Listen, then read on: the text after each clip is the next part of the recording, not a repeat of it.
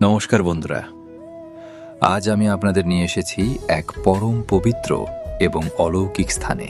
আমার পেছনে আপনারা দেখতে পাচ্ছেন উত্তরাখণ্ডের বিখ্যাত বদ্রীনাথ টেম্পল, যা স্বয়ং শ্রী হরি বিষ্ণুর ধাম এবং ভারতের 4 ধামের অন্যতম।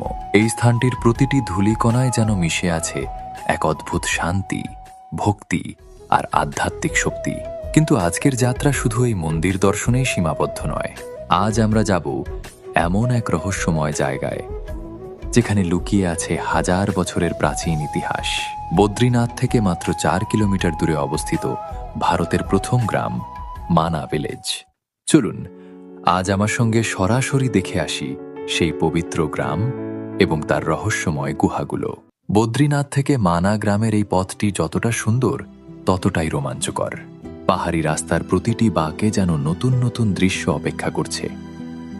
কোথাও মেঘ এসে পাহাড় ছুঁয়ে যাচ্ছে, আবার কোথাও সূর্যের আলো পাহাড়ের গায়ে পড়ে এক অপূর্ব দৃশ্য তৈরি করছে। এই ঠান্ডা হিমেল হাওয়া আর নীরব পাহাড়ি পরিবেশ মনকে একদম অন্য জগতে নিয়ে যায়।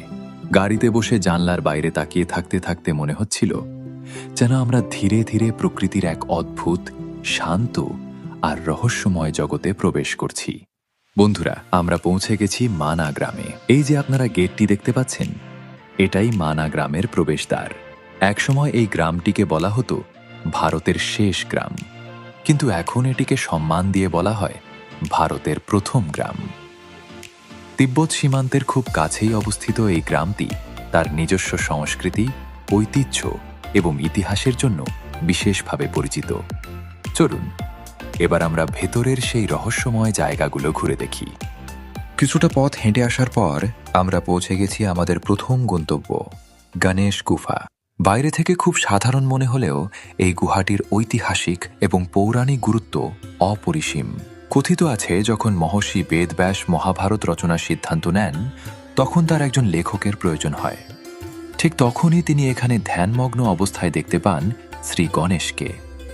শ্রী গণেশজি রাজি হন মহাভারত লিখতে, তবে একটি শর্তে, একবার লেখা শুরু হলে তা থামানো যাবে না।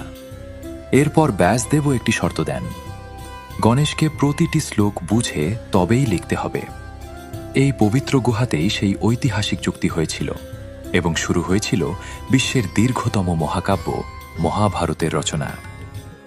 আজও এই গুহার ভেতরে দাঁড়ালে সেই প্রাচীন শক্তি অনুভব করা যায়। গণেশ গুহা থেকে সামান্য উপরে অবস্থিত ব্যাস গুফা। এটাই সেই পবিত্র স্থান যেখানে মহর্ষি বেদব্যাস বাস করতেন বলে মনে করা হয়। শুধু মহাভারত নয়, হিন্দু ধর্মের 18টি পুরাণ এবং 4 বেদের সংকলনও এই স্থানেই সম্পন্ন হয়েছিল বলে বিশ্বাস করা হয়। গুহার ভেতরের পরিবেশ একদম আলাদা, নীরব, গভীর এবং অত্যন্ত শক্তিশালী। ভাবতেই অবাক লাগে, হাজার বছর আগে এই স্থানেই সৃষ্টি হয়েছিল এমন জ্ঞান যা আজও পুরো পৃথিবীর পথপ্রদর্শক। সত্যি বলতে এই অভিজ্ঞতা শব্দে প্রকাশ করা কঠিন। হিমালয়ের কোলে বসে ইতিহাসের এত কাছাকাছি আসা আবার জীবনের অন্যতম সেরা অনুভূতি। বদ্রীনাথ দর্শনের পর মানা গ্রাম আর এই গুহাগুলো না দেখলে ভ্রমণটা যেন অসম্পূর্ণই থেকে যায়।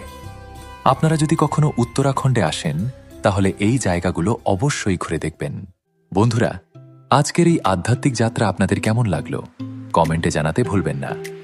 ভিডিওটি ভালো লাগলে লাইক করবেন আর আপনার প্রিয়জনদের সঙ্গে শেয়ার করে এই ইতিহাসগুলো ছড়িয়ে দিন। আর হ্যাঁ, এমন আরও ভিডিও দেখতে আমায় ফলো করতে ভুলবেন না। দেখা হবে পরের কোনো অসাধারণ গন্তব্যে। ততদিন ভালো থাকুন, সুস্থ থাকুন।